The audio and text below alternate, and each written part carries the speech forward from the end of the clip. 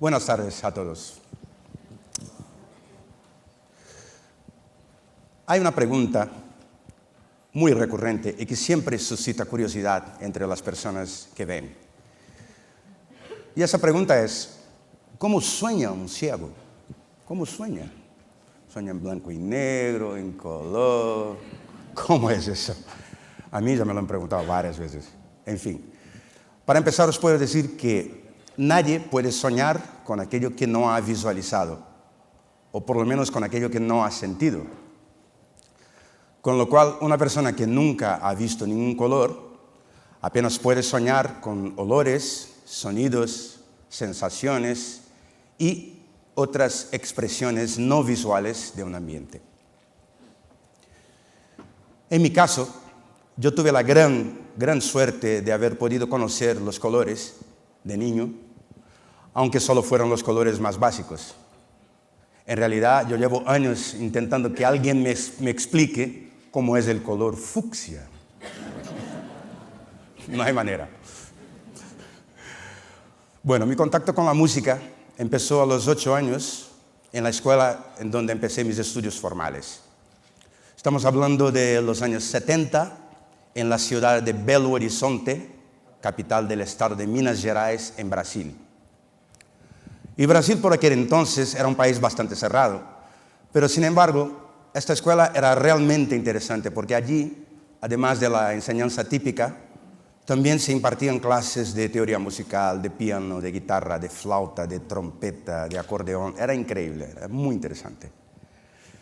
Y un día, en un pasillo de la escuela, escuché un sonido. Un sonido.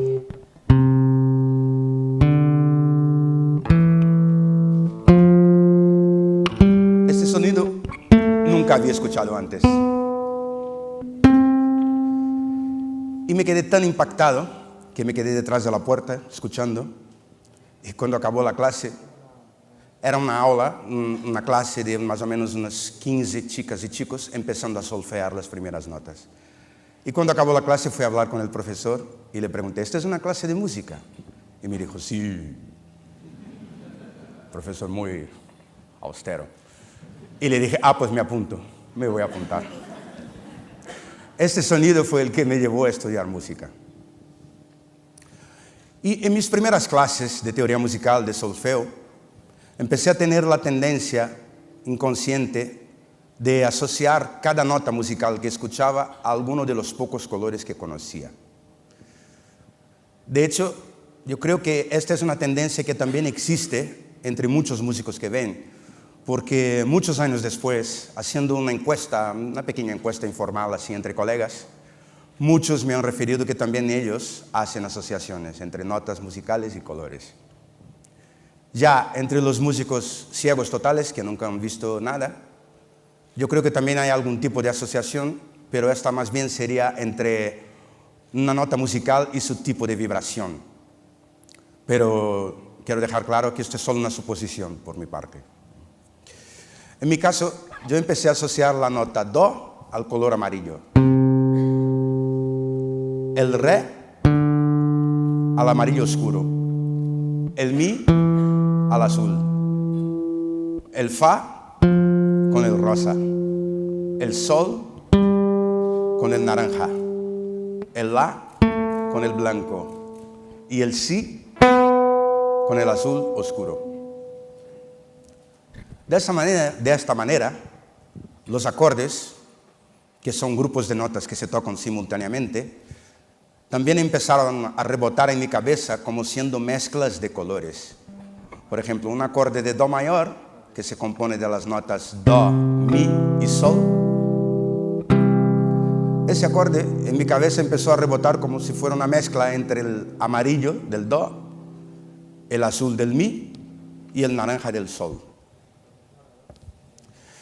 Y así fui, y al año siguiente, cuando ya tenía 9 años, empecé a tener ganas de estudiar algún instrumento musical. Y el primer por el que me decanté fue el piano. Pero claro, fue un intento que duró muy poco, porque al final de la primera clase me di cuenta de lo obvio, ¿no? El profesor me dio unos ejercicios para practicar Y yo, claro, no tenía ni un piano en casa, ni podría llevarme el piano de la escuela a casa. Con lo cual, ahí se quedó la cosa. Pero bueno, mi hermano mayor tenía una guitarra. Entonces pensé, bueno, podría intentar con la guitarra. Pero ahí surgió otro problema, y era que mis dedos eran demasiado pequeños para agarrar el mástil. Han crecido un poquito ahora, creo. Entonces, yo empecé a pensar en una manera de conseguir agarrar el mástil con la mano pequeña que tenía, y empecé también instintivamente a asociar las posiciones de los dedos en el mástil con figuras geométricas. Yo nunca he sido muy buen estudiante de matemáticas, pero las figuras siempre me han parecido interesantes. De tal manera que, por ejemplo, este acorde, que es un Do mayor con séptima, que los músicos llamamos CM7, este acorde, al tener esa estructura aquí, de esos tres dedos puestos de manera medio semicircular, me empezó a sugerir un semicírculo. O este otro acorde, que es un Re con séptima, Re7, los músicos llamamos D7. Este acorde está compuesto por una cejilla. La cejilla es cuando tú, con un solo dedo, abarcas todas las cuerdas de la guitarra, o casi todas. Entonces, este acorde tiene esta cejilla y estos dos dedos puestos así. De tal manera que esto me empezó a sugerir una línea recta y un cuadrado grande. Y así seguí con estas asociaciones hasta tal punto que yo más o menos me inventé una manera un poco propia de digitar, de montar los acordes. Y esto es algo que después mis profesores fueron incapaces de corregir ya. No hubo manera. Y me decían, pero este acorde no se monta así. No, yo monto así. Por ejemplo, casi todos los músicos del planeta, o todos, montan ese acorde de Do mayor así, con esos tres dedos. Pues yo lo monto así, con esos tres. O este otro acorde, que es un La mayor, casi todos los músicos del mundo también lo montan así, ¿no? A mí me parece dificilísimo. Yo lo monto así. Y eso fue hasta el día de hoy. Incluso hoy en día, cuando muchos años ya han pasado, hoy en día, cuando tengo que tocar una secuencia muy larga de acordes, ocurre muy a menudo que muchas veces pienso antes en la figura que en el acorde mismo y en su función en la música que estoy tocando. Bueno, está claro que yo tengo que saber qué acorde voy a tocar y qué función tiene. Pero ocurre muy a menudo que pienso antes en la figura. Claro que dura unos milisegundos, ¿no? Pero pienso antes en la figura y después en el acorde. Así que con estas asociaciones, lo que quiero reforzar aquí es el poder de la imaginación a la hora de crear. Crear lo que sea. En el caso de la creación artística, musical, yo creo que la imaginación es tan poderosa que ella debería de sobreponerse siempre al conocimiento técnico. Claro que la música es un idioma, es un lenguaje, y todo aquel que quiera dedicarse a ella de manera profesional tiene, por supuesto, que controlar, que dominar este lenguaje. Pero yo creo que este conocimiento técnico jamás puede anteponerse o jamás debe de servir como barrera para la expresividad o para la creatividad. De tal forma que la imaginación sirve para crear y también para cambiar. Si nos damos cuenta, todos los objetos que tenemos en nuestro mundo físico han existido antes en la imaginación de alguien.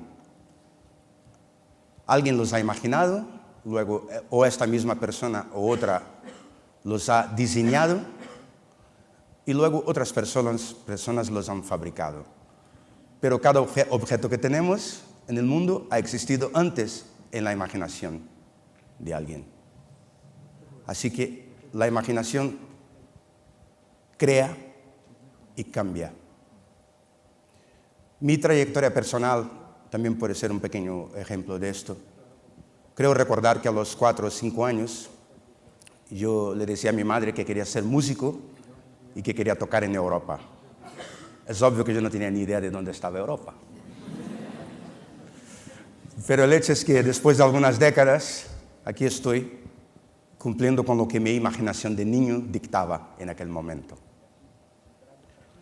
Así que yo creo, y este es mi mensaje final, creo que si uno es capaz de direccionar correctamente la imaginación, cada uno de nosotros puede encontrar dentro de sí mismo las herramientas para cambiar su propia realidad.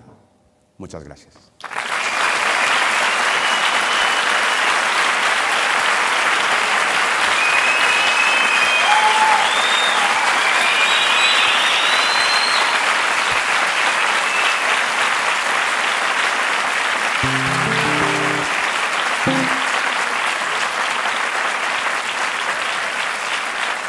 Y para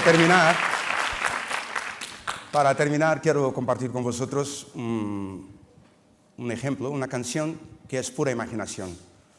Todas las canciones lo son, pero esta lo es en especial porque fue una canción que se compuso enteramente sin tener una guitarra delante y dentro de un avión. Nunca me había pasado antes eso. Nunca. Eso fue en el año 2012. Yo volvía de un viaje, una gira muy larga que había hecho por Japón y tenía por delante un vuelo entre Tokio y París. Los que han hecho este viaje saben que es un vuelo larguísimo, de unas 13 horas. Son esos vuelos en que tú te sientas ahí, tomas un vino, luego te sirven la comida o la cena, luego ves una película, luego escuchas música, luego piensas en tu vida, luego piensas en la galaxia, en los planetas, y cuando miras el reloj, te quedan 6 horas para llegar. Más o menos, ¿no?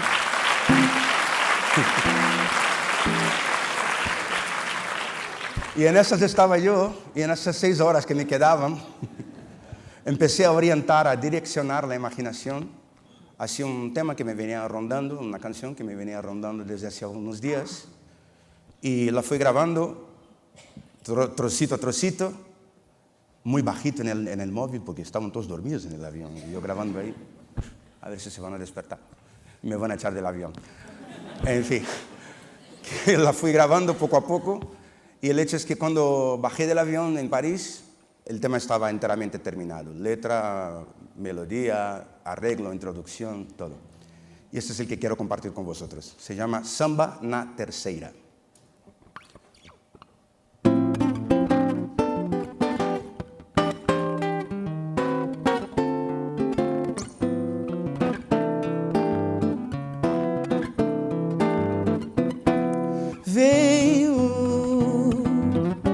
Para iluminar sua vida, para cicatrizar a ferida daquilo que lhe deu só pesar. Veio para descobrir enfim a verdade, bem lá no fundo dessa vontade de entender quem onde está. Na roleta da vida ele apostou e perdeu. As promessas roubadas ninguém lhe devolveu. Mas é assim o jogo, quem ganha pensa que é dono, mas quem renuncia um dia pode ver chegar seu prêmio.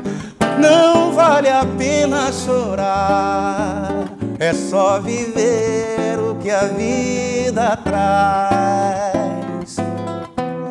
Tudo que é bom seguirá e todo mal um dia se desfaz. Veio para iluminar sua vida, para cicatrizar a ferida daquilo que lhe deu só pesar. Sabe que tudo que vai tem sua volta, por isso das amarras se solta, pensando ter pra onde voltar. Na roleta da vida ele apostou e perdeu. As promessas roubadas ninguém lhe devolveu. Mas é assim o jogo, quem ganha pensa que é dono, mas quem renuncia um dia pode ver chegar seu prêmio. Não vale a pena chorar, é só viver o que a vida traz. Tudo que é bom seguirá, e todo mal um dia se desfaz.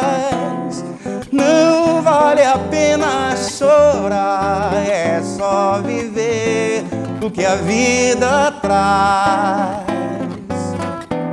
Tudo que é bom seguirá, e tudo mal um dia se desfaz.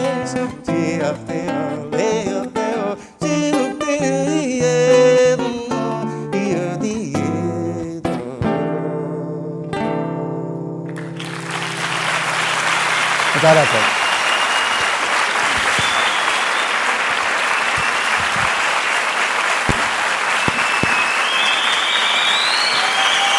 Gracias.